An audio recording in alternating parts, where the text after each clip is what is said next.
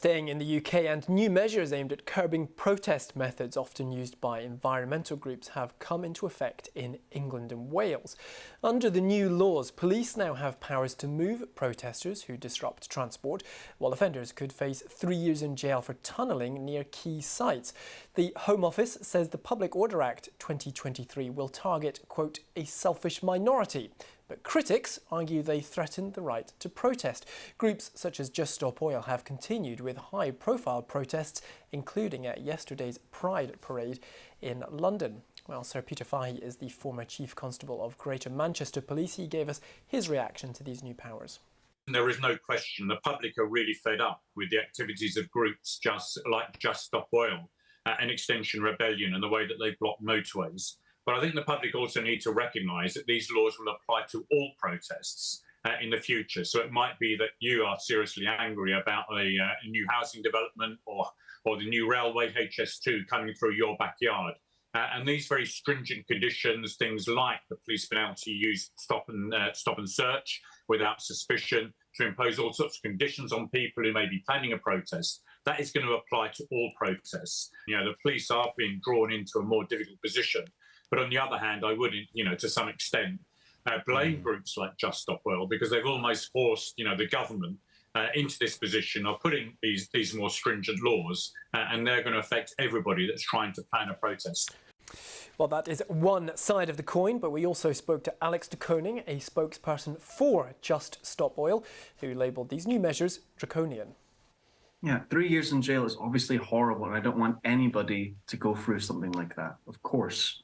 But we're talking about the tactics here. We've tried everything else for the last 50 years. We've tried voting. We've tried running for office. We've tried petitions, marches, rallies. None of that has had an effect. Emissions keep rising every single year. And right now, our government is pushing through over 100 new oil and gas licenses. And they've created a new coal mine because somebody thought that was a good idea. So no, we have to do what's effective. And in the last year, we've shown that civil resistance, these tactics are effective. Every single opposition party has now said no new oil and gas. That wouldn't have happened if we didn't generate this conversation about those 100 new oil and gas licenses. Well, we're joined now by Dr. Francois Germain, a specialist in environmental geopolitics at the University of Liège and a lead author for the UN's Intergovernmental Panel on Climate Change. Dr. Germain, thank you very much for being with us. So on one side, we have the government saying lives are being disrupted, in some cases ambulances blocked, millions of pounds in policing costs for these demonstrations. On the other side, we've got groups saying, hold on a second, this is bigger than a big delay on your bus ride in the morning or a bit of paint on the road. We're talking about an existential threat to the planet itself. Where do you fit in this debate? Well, I believe we're setting a very dangerous precedent if we criminalize climate action, as it is the case right now in the UK, as it is the case in France, and let's not even talk about South American countries. I believe such protests can be extremely useful in making everyone aware of what is actually going on. And even though I would disagree with some of their actions, for example, I would strongly disagree with the idea that nothing else works in terms of protest, I think that we're really crossing a red line if we criminalize these movements, as it seems to be the case at the moment, not just in the UK, but in many other countries as well. But the police would say, well, hold on a second, only people who've committed a criminal offence are the ones who are being arrested and ultimately charged. And these are offences which are drawn up by democratically elected representatives in, for example, Britain's House of Commons. So is this really police overreach? Well, I think, democracy is not just about elections. Democracy is also about justice. And I think that a fundamental principle of justice is proportionality. So if offences are committed, of course, they should be punished. But the punishment should be proportional to the offense committed. And I believe that 3 years in jail for basically blocking a motorway is clearly out of proportion when we look at the offense. And that seems important to me to recognize that a fundamental principle of democracy is also the right to protest and the right to disturb. So how can we guarantee that right to protest, including when it's on something so important and vital as climate change, without it being so problematic and costing so much money for the state to protect vital institutions? Let me be clear.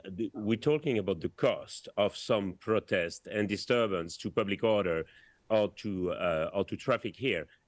It is absolutely nothing compared to the cost of climate inaction and compared to the cost of climate damages and climate impacts. So I think that this argument of cost can really not be heard. I mean, we need to stand for principles. And as I said, a fundamental principle of democracy is the right to protest, including the right to cause disturbance, even though one might not like it. That remains a fundamental principle of democracy.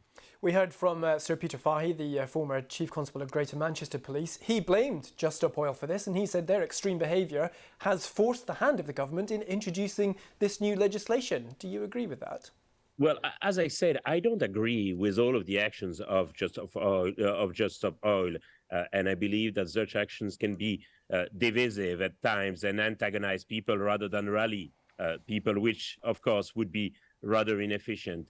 This being said, I believe it is also the duty of a government to hold on the principle of proportionality, the principle of democracy, and therefore, obviously, in any society, people would prefer, obviously, that there would be no protests. But I believe that protests are important at times, and therefore, our democracy should tolerate protests and disturbance. Dr. Francois Germain from the University of Liège and the UN's Intergovernmental Panel on Climate Change. Dr. Germain, thank you very much for being with us. My pleasure. Thank you. Now, 2 people have been killed and another